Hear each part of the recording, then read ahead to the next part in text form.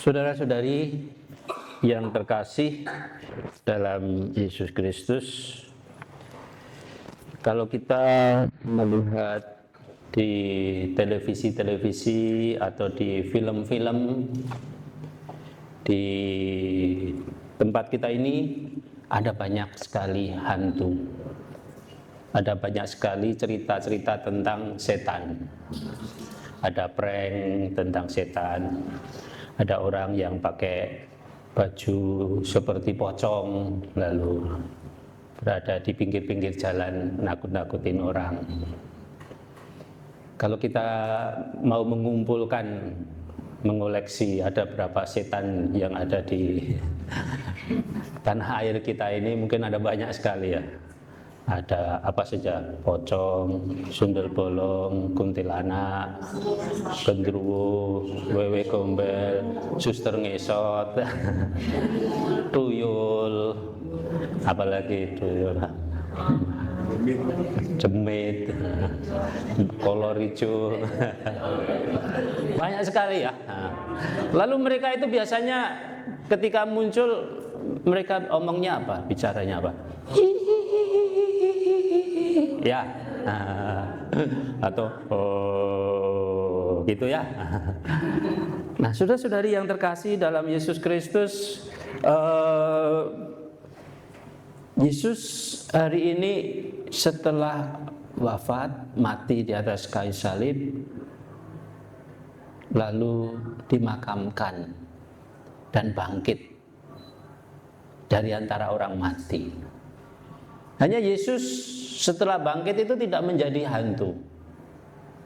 Yesus berkata, "Hei, jangan takut, ini aku bukan hantu."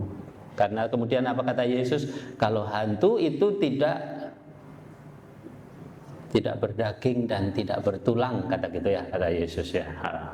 Lalu Yesus berkata, "Ini aku bukan hantu."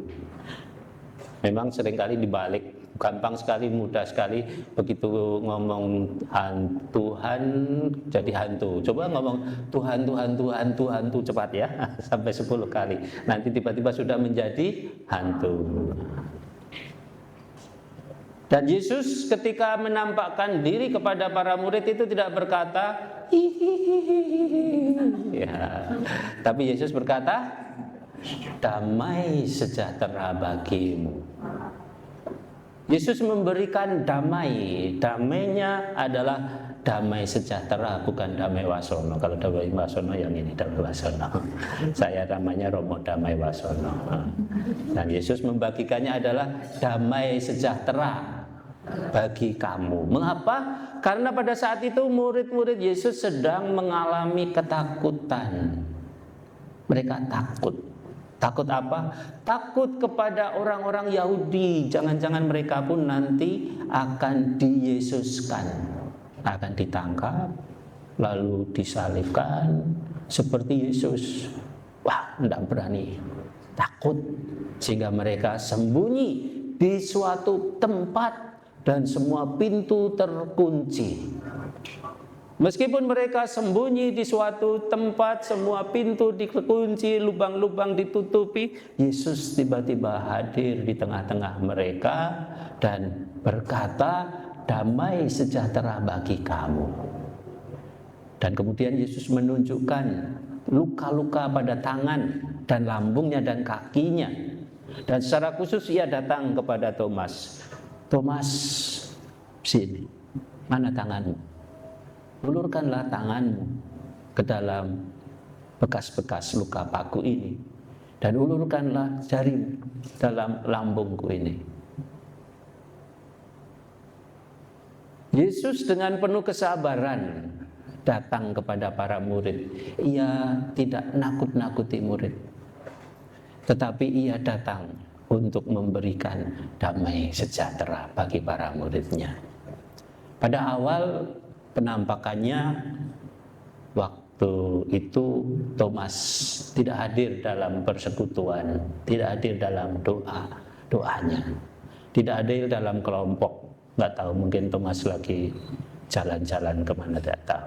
Waktu itu Lalu Yesus menampakkan diri pada para murid yang lain, dan Thomas saat itu kehilangan kesempatan untuk melihat Yesus yang bangkit.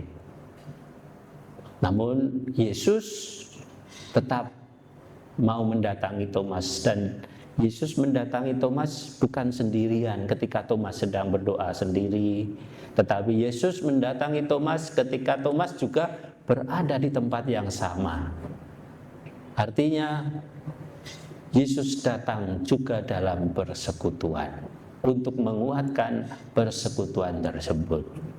Maka saudara-saudari yang terkasih, mari kita dalam perayaan Ekaristi ini juga mohon supaya persekutuan kita, khususnya perkumpulan dari percetakan obor ini, toko obor ini, senantiasa diberi damai sejahtera dari Tuhan, diberi sukacita, kesejahteraan, dan segala yang kita butuhkan dalam hidup kita dicukupi oleh Tuhan kita Yesus Kristus. Amin.